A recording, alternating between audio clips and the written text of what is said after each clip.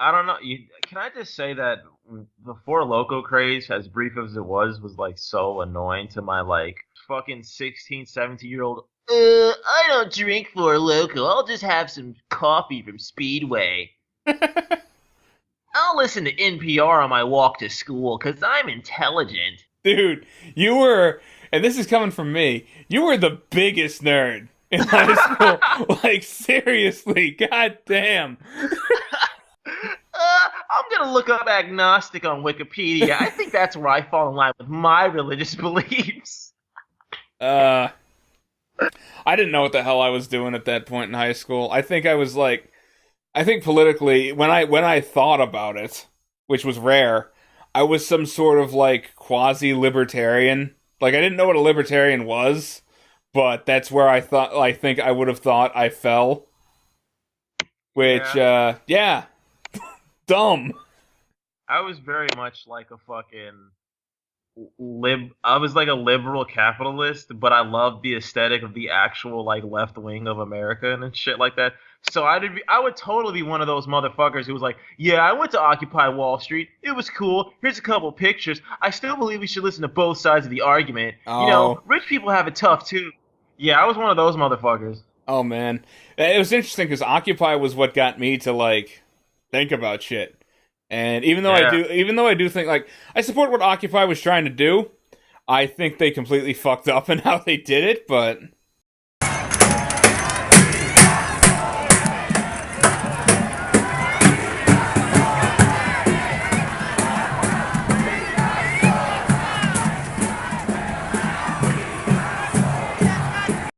I don't know. That's a discussion for Yeah. a different time, I suppose. Right here. Here it is. Let's sign it. This is the New York Freedom from Soft Money Pact. I signed it. We can both sit down together. We can all get all the media in here. We will make sure it's an ironclad deal.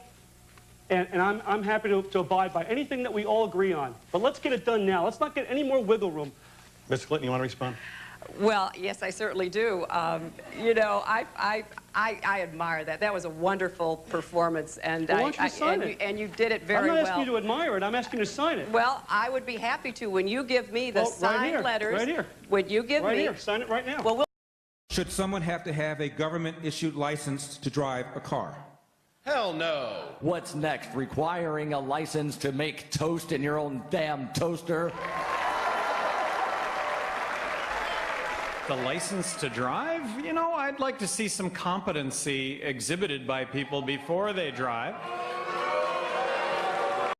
Get on to episode 3, which is all about a goofy mishap between two new siblings and also low-key fascism. I think we both had to take drink breaks there. What 'Cause happened? my throat was just like, nah, fuck you, motherfucker. But, you want to talk to us about the themes of this here episode? Hold on, are we recording right now? Oh, yeah, sorry, I started. I didn't know. Shit, no, I was just getting a beverage. Oh. You got time. One moment, sir. That's what the edit button's for. But, you ready to light this candle? Light this candle. Let's hop on this horse. Let me take a sip of this nice, crisp bowl of Fruity Pebbles. Fruity Pebbles. When's the last time you had a bowl? Hey, kids. We can't sell cigarettes anymore because that's illegal, so buy this cereal. Buy this cereal that looks like things that come out of your mouth when you drink too much. Ooh. Sad but true. I will be the first to say that if you're making Cocoa Rice Krispies treats, don't actually use Cocoa Krispies because Cocoa Krispies are bitch made compared to not Fruity Pebbles. Cocoa Krispies are bitch made compared to Cocoa Pebbles. Like, use that shit. The only thing, actually, no, scratch that. You don't use Cocoa Pebbles anymore because they suck now that they added, they switched to a whole wheat recipe. You use the Malto Meal rip-off Cocoa Pebbles because those things still taste like, essentially candy. And that's my life hack for amazing chocolate Rice Krispies treats. Copyright me. This is my life hack. Don't ever, ever, ever buy edibles from a girl whose face is painted like Dr. Roxo on the beach in Venice. Don't ever do that. That's a very good life hack. Seriously. Let's get on with the show. It's about I don't want to call Ashley. I don't want to be that. You mean Fashley? I don't want to do that typical podcast thing of watching something from years ago, like, well, see, this character's actually reactionary because. No, I just feel like that she just has a worldview, in a sense of how things should be ran, and she doesn't pull any punches about it. She's willing to do what it takes to get things done. Yeah, including going full on like Stasi mode. But, jackbooted thugs. Yeah, but we'll get to that. So we open with Ashley, new character. Please don't steal. Who is the not really stepsister because their parents are just dating, but quasi stepsister of our boy Toby, who, even though I hate him, is just trying to brush his goddamn teeth. To go back to the first episode, dude, what are you doing? Step-friends. My dad moved in with his girlfriend, and Degrassi's the closest school, so... I think we'll let you two get reacquainted, and your father and I will finish filling out the forms in my office. So, Toby, you need a... I'm gonna walk home, okay? Well, my dad's moving in with his girlfriend. Yeah, my dad's getting laid on the reg, so I gotta live with this new family now. I kind of feel like maybe he was taking a little bit too much time, though. Like, Yeah. Hurry it up. My dad got a part-time job as a pipe fitter, so... But yeah, Ashley's knocking on the bathroom door, like... Toby, out. How do you know it's me? Could be your mom. Could be my dad. They have their own bathroom. Then go use it. I just got here. Toby, come on, be reasonable. I have to get to school to put up my election posters. Aren't you the only one running? Toby, remember what Dr. Freed said? The dude just got in there. He's just gargling, trying to start his day. And she's like, come on, I gotta get into school early to put up my posters for the election that no one is running against me for. Because I'm a crazy person. Wonder why. Yeah, and I feel sympathy for him for about 5 seconds as he combs through his feathered Rob Liefeld hair. Until he pulls out her training bra and starts making fun of her with it. And then I was like, I knew it. I knew that kid was a fucking weirdo. I don't want to kink shame, but goddamn. I kind of like how Ashley, she brings up, like, it's funny, they're not brother and sister, or they're not even stepbrother and sister, but they have to go to, like, family therapy because she brings up some shit her therapist told her. Yeah, that's the sign of a functional relationship. Just acrimony between two kids so bad that you need to go to therapy for it. Because I assume they're not in therapy for, the dad and the mom. Like, they're not married, so that just seems like a situation where we better break this off. Yeah. If that were the case. They're going to family dynamic therapy. We get to school. Toby's bitching about Ashley to JT. Maybe you should explain to Ashley that bathroom time is private time. She'd probably go and cry to her mommy. Really? She has no sense of humor and she's a neataholic. Yesterday I left my gym socks on the couch. She freaked. Your gym socks can reek something fierce. Just because me and Dad move into their house, Ashley treats me like dirt, gum stuck on her shoe. All of the above. So, ready for day one of the rest of our junior high lives? What do you think? Who's wearing a backwards hat and rolling up on a Razor scooter. He looks like a fam, for real. Yo, he looks like a fucking fam, and he is full-on 90s kid. Then we cut to Ashley putting up her posters. And I gotta say, like, what the hell is it with... Spike was wearing them, too, in the last episode. What the hell was it with the heavily cuffed jeans look? Like, and the clog sandals? It looks like something a creative character would wear. Oh, totally. Like she's gonna go skateboarding. Yeah, like Tony Hawk's Pro Skater creative character. Yeah, they all look like they're gonna go skateboarding in this episode. Gonna play Superman by Goldfinger. I think my older brother used to listen to Lagwagon. Just saying. We get our first taste of Spinner. Nothing but the grade 8s. They're only a year older than us. Yeah, a whole year to think of ways to make us suffer. Hall pass. What? You're not allowed on school property without a hall pass. But we didn't get one. Then you both have to leave. But we can't. It's the first day of school. Grade 7s are such geeks. And yo, look at this silkscreen DBZ shirt wearing motherfucker. I have to add this joke in every time we recorded. But yes, according to Pete, he is the third Hardy boy. Bill Hardy. Judd Hardy. Judd Hardy. There you go. Or like a tiny Guy Fieri in training. Tiny Guy Fieri. And he'd be like the bassist in like Linkin Park. Yeah, there you go. We also get our first appearance of Drake outside of the opening credits. Sweet Jesus. I think he has like one line in this.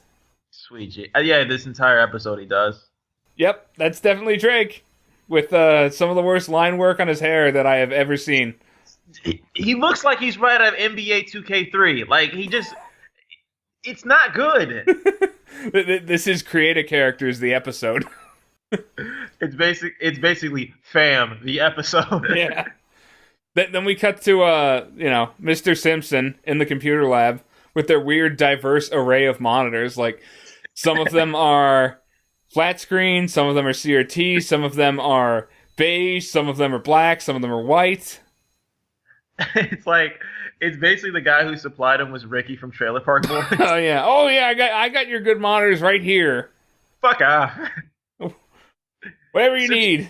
Simpson, what are you talking about? They need to be color coordinated. Fuck off. Fuck off, Simpson. Why your fucking name is Snake? That's stupid. And then, did you see that kid wearing the side hat and the FUBU jersey? Oh my god! Fuck, did I cringe at that? Damn, was this an era for fashion? Yeah. Damn, was this an era for cultural appropriation? He looks like he's... This is the whitest kid, mind you.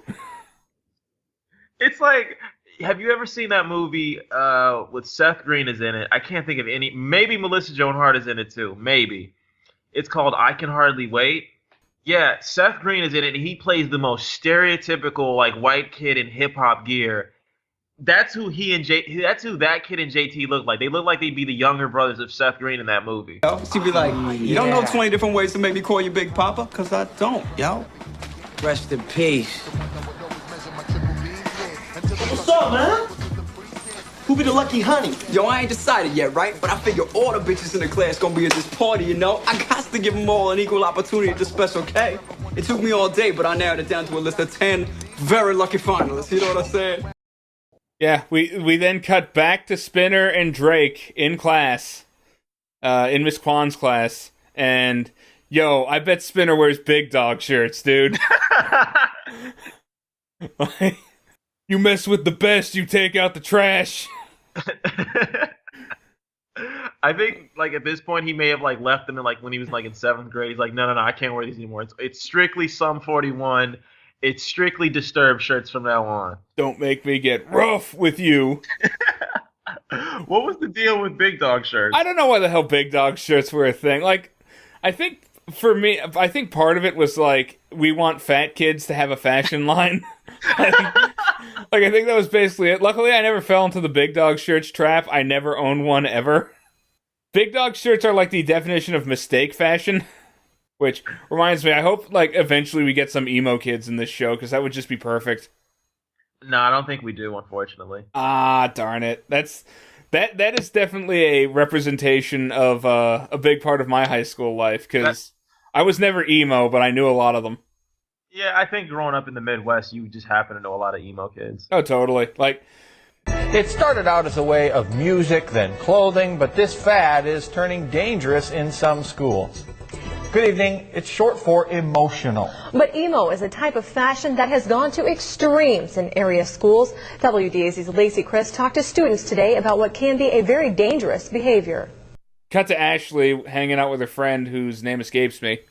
Terry. Yeah, Ashley's hanging out with Terry. Putting up her posters that say, vote for Ashley Kerwin. She's totally not a terrifying sociopath. We meet Paige, right? Oh, yeah, we meet Paige, who Definitely looks like a fashion victim. Like, even more so than the other kids. Hey, Ash, maybe when you're president, we can get a big spell. Yeah, for my life. Hey, guys. Haven't seen you all summer. How are you doing? Paige? New year, new look, new Paige. Looking like a total Topanga. Yeah. You think that's probably why they casted Paige? Like, because Boy Meets World was, like, so, like, adored. Like, they were like, yeah, we need a Topanga character, but she can't be likable. And that's why they got Paige. It wouldn't surprise me. That's totally what it felt like. Like, she's still doing the weird semi-cloud cuckoo lander shit. Like, later in the episode, her purse is just one of those vault CD cases that's, like, completely see-through. And see, you know what's interesting? I could totally see, like, her character having that, but also, like, some kid who's, like, heavily into, like, cyberpunk and, like, trance and shit like that, who goes to raves have something like that. Oh, yeah, that's a very cyber goth thing. Like, look at my transparent purse. You can see right through it like I can see right through you. So, about Ashley hanging up these posters. Oh, sorry, that was for me. Ashley's hanging her posters. Toby's over there freaking out with JT about how there's no one running against her. She thinks she's all that, blah, blah, blah, blah, blah. This is a disgrace to democracy! This is basically like Steve Bannon's Joker origin story. I fell into a vat of old issues of the New York Post and came out changed. So they hatched the plan for Toby to run JT as a patsy candidate. Who'd want to run for student council? The whole thing's a joke. Did you say joke? No way, Toby. I'm not doing a joke campaign. Like, initially as a joke candidate, although Toby's total intent is for JT to actually win the thing. Something like that. I just respect the fact that Toby is just the firmest believer in democracy. He does not like the petty bourgeoisness of one Ashley and her being a shoo-in. Oh yeah, he's totally not doing this out of spite or anything. Yeah, he's totally doing it for all good reasons. 100% above board. I do like the flyers that he prints off for JT. They're like the most minimalist things I've ever seen. Like JT York. Like, you can totally cut the bottom off of that, and then it looks like the cover of a Micro House CD. I gotta say something, though. I think these come off more fash than Ashley's, though. Yeah, they do have that, like, Soviet abstractionism feeling to them.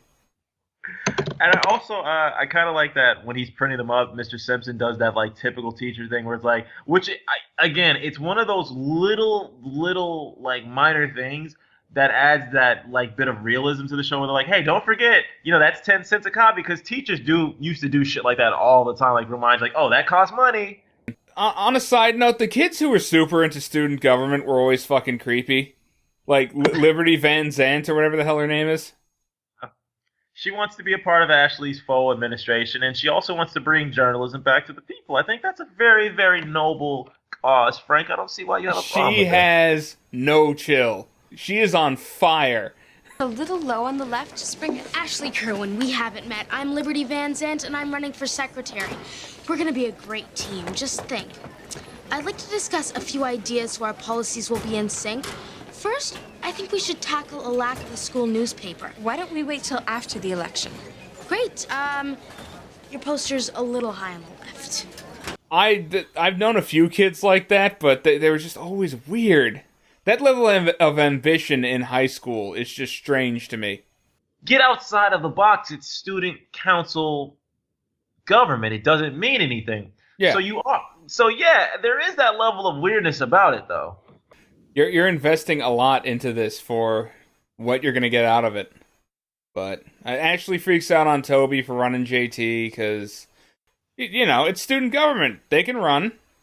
Definitely. He's still doing it just to bug her and being a dick, but Jimmy has his first line in the entire series here. What was that all about? God, he's so fucking corny. Drake? Corny? Really? I can't believe that. Please, give me something else. Come on, man. I'm ready. Give me something else. Yeah. Yeah. New York, I see you. Look, Oliver 40, I see you. Nico, what up? Ho! All right. I gotta get on my gritty. You want me on my gritty? All right. it kind of reminds me like watching this and then watching his like improv that he did like a couple months prior to Degrassi being filmed. I don't know where, but there is an old video of him like doing improv in some like weird like cafe. I think you should know. So I'm gay. So what? That's what's written. I like guys. Me too. And that's why we can be the best of friends. It's of the time. Let's just say that. It's just this whole episode just feels so familiar though. Like, oh yeah, it's weird to me. You have one, like you said, you have one candidate who's kind of juvenile. But they're charismatic. They're kind of a goofball. They don't think they'll win, and then you have another candidate who believes in their credentials and how credentials have merit, and that you have to be firm, calm, and rational, and you have to have a certain expertise to bring to have a sufficient administration. I'm trying to figure out where the fuck have I seen this before. You are looking for George Bush versus John Kerry? They started they kind of street preacher platforms in a sense. You know, you need to explain why you call her Fashley, because she believes in representation for all. Students would have input, equal input, mind you, on the issues of the school board, and she's keen on the environment, and she's even talking about bringing a night dance to Degrassi. I don't understand how you could call someone a fascist based off of that. Oh, I'm sure that she has plans to advance her agenda, but the fact that she is dead set against JT running, even though he has the right to. He's supposedly unqualified because he's a 7th grader. And also, she totally uses Jimmy and Spinner as secret police to drag JT into a back room so that she can try to bribe him with $80 Canadian. In 2001, which is probably like $150 in today's money. That's crazy. For what? You're basically, Frank, you've gone full Alex Jones here. I know those types. I've seen that face. And now they love it. They can abuse and beat up everybody, and nobody can stop them. Nobody can stop them. They're having their way with America. They want our guns. And if you're not with them, cops and military, then you will declare that you're with the Republic now. And don't tell me that I'm a weirdo because I'm upset about this, and I should only go get upset about my favorite football team winning or losing. Listen, I know what tyranny means. I know the bankers are putting poison in our food and water.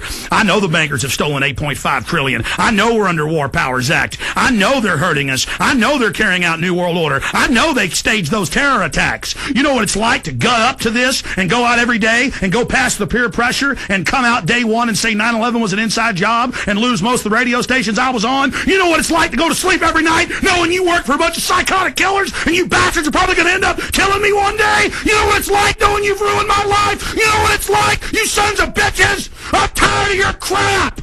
You commit evil, you're part of an evil system, and we're standing up against you. And the Republic is going to defeat you in the end. Some of us won't make it personally through this, but a lot of us are. And in the end, you are going to be brought to justice for all the kids you've kidnapped for CPS, all you CPS workers, all you corrupt bureaucrats, all of you that have had your way with innocent children over and over again, who think your evil's invincible. You're not invincible, and God is going to deal with you. And you are cursed to hell. I'm done. I got to get out of here. I'm pissed off now. Robert Wannick, you can make some closing comments. I'll give you the last 2 minutes. We're going to end transmission.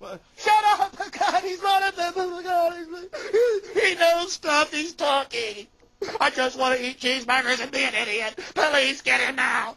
However, all of them saying is that she's a demon lizard person.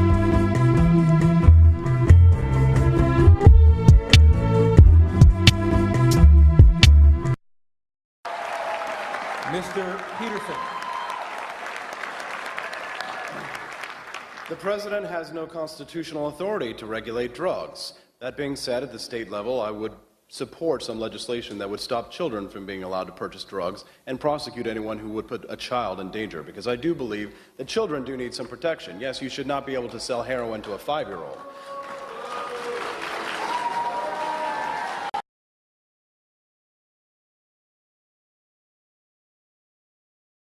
My thing is, Ashley, because after this scene, JT gave his spiel about Staff in these washrooms.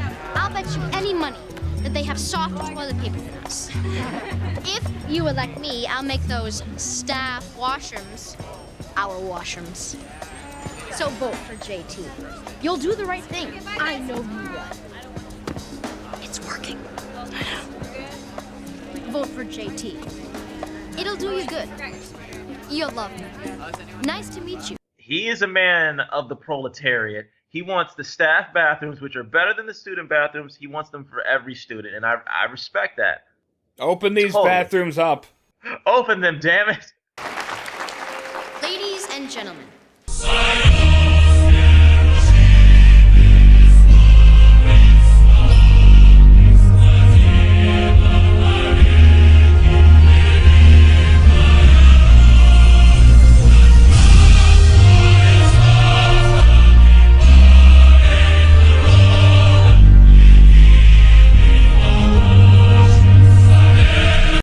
Here's where I start to turn a little bit on Ashley. Because her mom asked a simple question. Oh, yeah, this scene. When she walks up to him, she goes, "You little shrimp." She could have, it would have been more powerful and better if she just said, "You little shit." Yeah. When she's talking to her mom, her mom just walks in as they're yelling at each other. JT doesn't care about the school. How do you know? Guess what? Degrassi doesn't revolve around you. Anyone can run. The guy is an idiot, and he doesn't know anything because he just got there. Ashley, what's the problem? Oh, great. Take his side again. Don't even try to figure out what we're talking about. I mean, I put all my effort into this race. There was... And what's going on? Oh, sure, take his side. It felt like we skipped a line. Don't even bother to figure out what's going on in my point of view. She's literally trying to find out what's going on. She is totally trying to figure out what the hell you're talking about. And it's like, dude, she just goes from 0 to 880 in nanoseconds. Yeah, that's when the mask slips and we see her for her true lizard person. The lizard brain. Ashley, you devil! I won't stand for it! Ah! For freedom! By the way, on a side note, I bet Spinner totally spends all of his time on 4chan and something awful. Well, yeah, definitely something awful. Definitely. Total goon. You had an interesting observation about, the group dynamic of, Jimmy, Ashley, and Spinner. Yeah, it's really weird. The I don't want to use caste, but, the social stratification of, high school usually, is presented in these shows the popular kids hang out with the popular kids, and, the losers have the losers, and the geeks are the geeks, whatever. But in this show, you have the popular, totally going to cinch for the presidency chick hanging out with Jimmy, who, he seems to fall somewhere in between that, and he hangs out with Spinner, who is just a total trash box wastoid, picking on 7th graders because he has nothing better to do and getting detention. And it just seems kind of unusual, but also a little more realistic. This is where my love affair of the show shines through, because this was more in tune, or reflection of my high school experience than anything, because, I don't know, we didn't go to school during the early 2000s, the early aughts, or the 90s, so I'm trying to figure out, did people really do that whole clique shit like that? And if they did, that's lame as hell to me, personally. Yeah, well, I think it was largely being dismantled when I was going through school. We had it a bit in middle school, definitely, but by the time high school hit, you can still, you'll talk to the fucking football players and shit about Final Fantasy. Quote-unquote troublemakers could chat it up with, the kids who are into Yu-Gi-Oh! And an anime and shit like that. Yeah. My friend, a good friend of mine who I do, film work with, he broke it down. No, was it him that said this? Either way.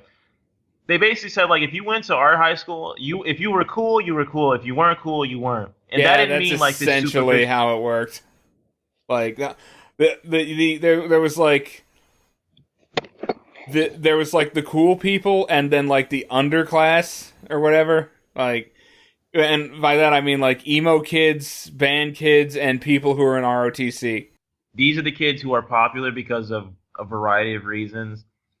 These are the kids who would be, if they went to a different high school, they would be popular. Then it was just everybody else, pretty much. Yeah.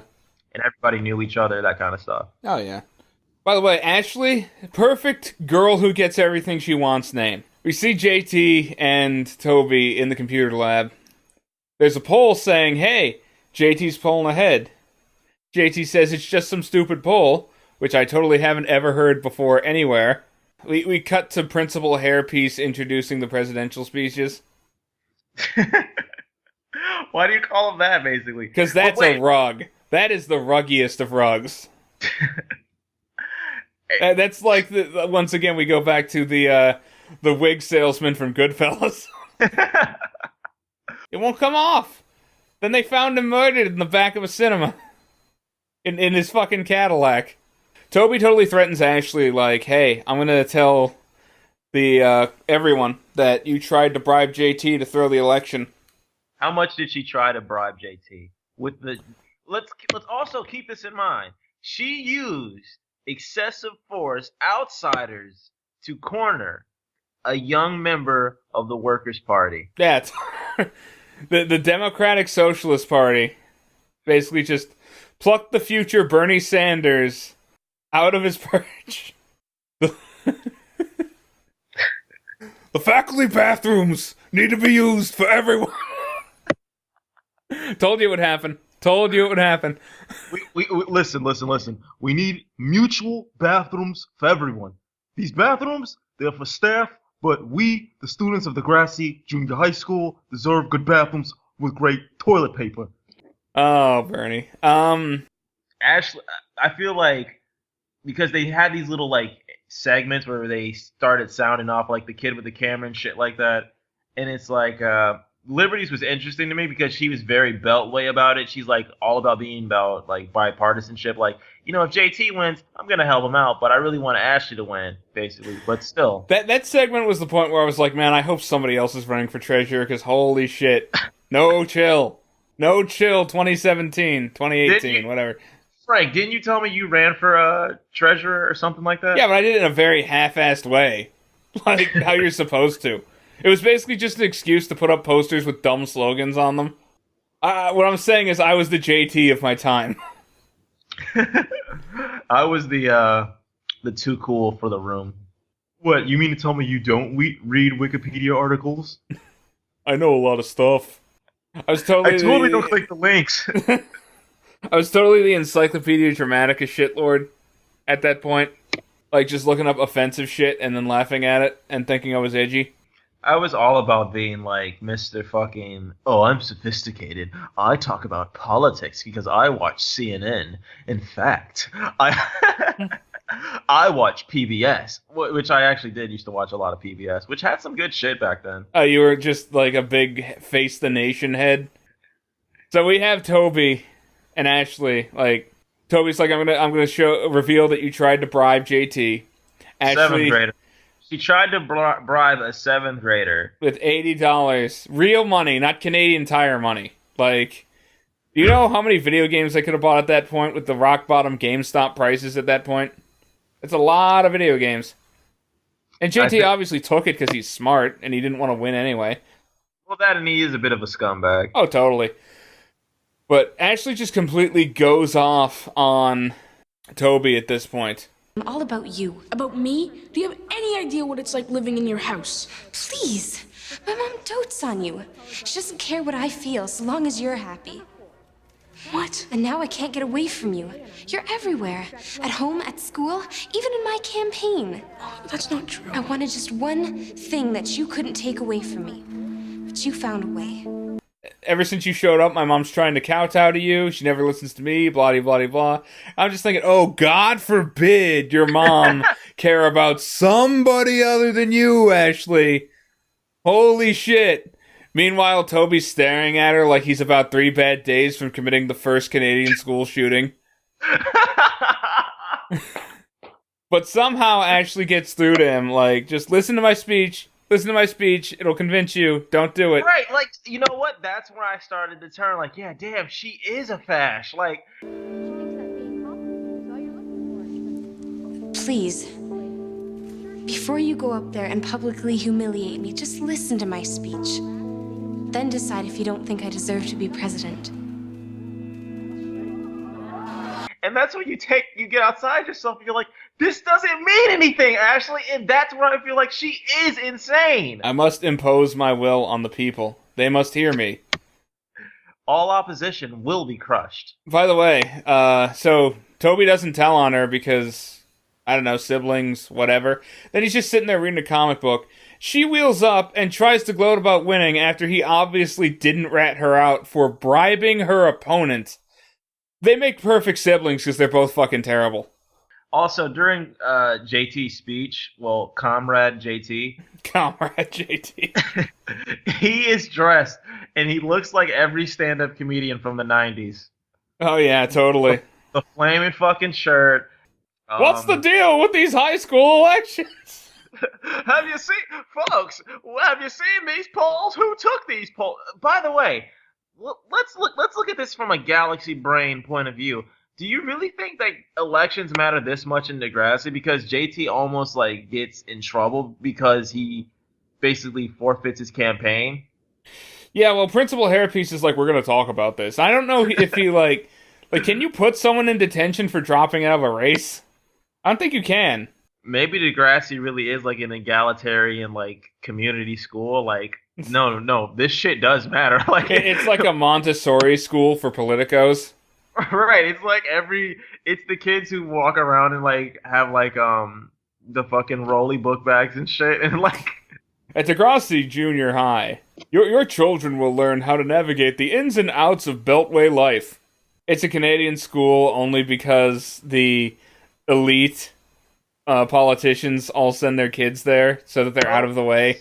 Shit, that's a good fan theory. It makes me wonder how much did George Soros fund Ashley's campaign? All of it. That whole $80 plus like the $10 for the poster board and the glitter, all Soros money. All I'm saying. Holy shit. This episode closes out with like Ashley and Toby talking about, oh, maybe we should listen to the therapist and be nice. It's an Aesop that is all but meaningless, given the level of base antagonism displayed by these two characters up to the literal final 2 sentences of the episode. They say, maybe we should listen to Dr. Friedlander, or whatever the hell his name is. Oh yeah, it sounds like we're family bonding, cut to credits. But before that, they're still at each other's throats. Ash, I'm trying to apologize here. I knew it would drive you crazy. I just couldn't stop myself. You hate me that much? Sometimes.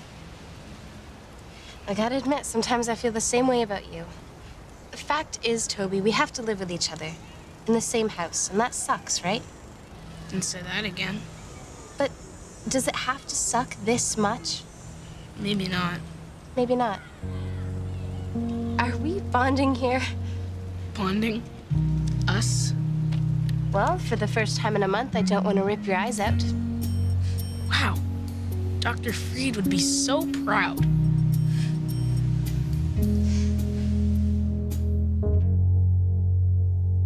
And also, here's a stay woke take. JT, if Toby was older, he would totally be Ashley. Yeah, good point. He's no different than Ashley. Like, he's very condescending. He just goes about it in a different way, I feel. Oh yeah, her whole game is wrapped up in a package of charisma and draw, because she's like, you know, the pretty and popular girl. Whereas his thing is, I'm the guy who knows things. Just in a different package, but... Basically, he's a guy who will come at you with statistics and facts and stuff. He's very much akin to like a Steve Bannon type person. He tries to one-up you and shit like that. Well, if you look at photos of those two, like, If someone told me The this resemblance was is like the Hitler Youth photo of Steve Bannon, I'd believe it. On that note, I don't know how we're wrapping this up, but...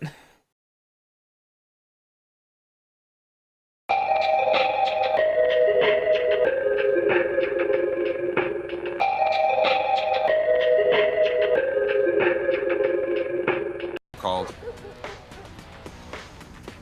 She's off the booze. Good for her. Yeah, well, I'm just warning you because she wanted to talk to you.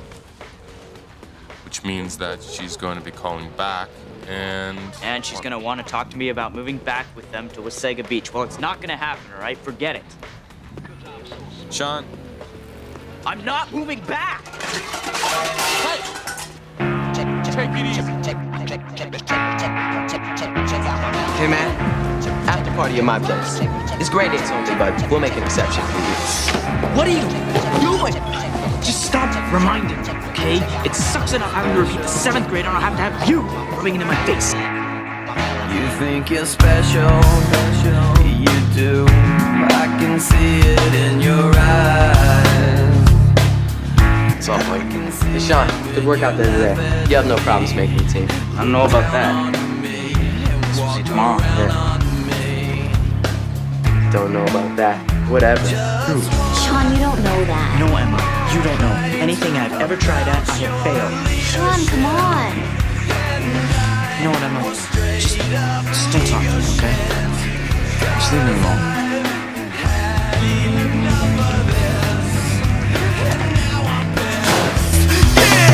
This time I'ma let it all come out. This time I'ma stand up and shout. I'ma do things my way. It's my way or the highway. This time I'ma let it all come out. This time I'ma stand up and shout. I'ma do things my way. It's my way or the highway. You can't fight Sean. The cycle totally started the minute we got back to the grassy. Guess what? I'm gonna end it. I heard he got sent back from Wasaga because he got in a fight with a kid and deafened him in 1 year. I'm not proud of what I did. You know? Sometimes I just get really, really mad. And I don't want that gunk in my mouth. Not going in your mouth.